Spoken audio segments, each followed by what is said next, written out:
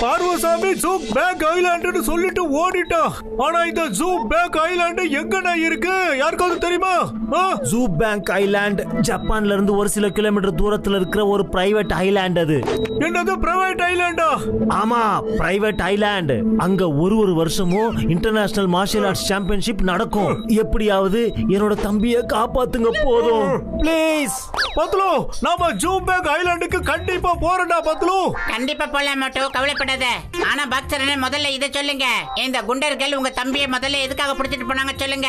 அப்பதானே எங்களால கண்டுபிடிக்க வசதியா இருக்கும். என்னோட தம்பி ஆர்கியாலஜிஸ்ட்.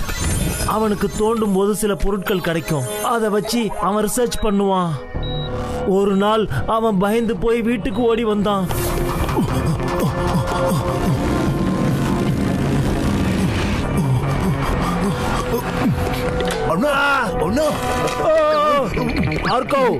என்னாச்சு? அப்புறம் எதுக்காக நீ இப்படி பயந்து போயிருக்க? நான் இத்தனை வருஷமா எந்த பொருளை தேடிட்டு இருந்தனோ அது கிடைச்சிருச்சு. ஆனா குண்டர்கள் என்ன பின் தொடர்ந்துட்டு இருக்காங்க. நீங்க இந்த லாக்கெட்டை பத்திரமா வச்சுக்கணும்.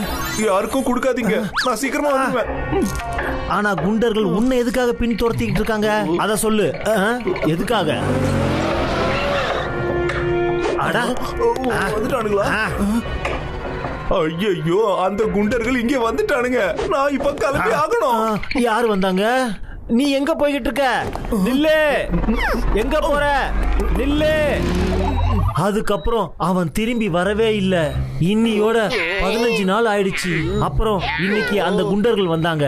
ஒருவேளை நீங்க இல்லனா அவங்க என்னையும் பிடிச்சி ஜூ பேங்க் ஐலாண்டுக்கு கொண்டு போயிருப்பாங்க. ஆனா ஜூ பேங்க் ஐலாண்டுக்கு எதுக்கு? அப்புறம் அந்த குண்டர்களுக்கு லாக்கெட் எதுக்கு வேணும் சொல்லுங்கப்பா. அதே மோட்டோ, இதுக்கு எல்லாம் விட அந்த ஜூ பேங்க் ஐலாண்டுக்கு போனதான் கிடைக்கும்.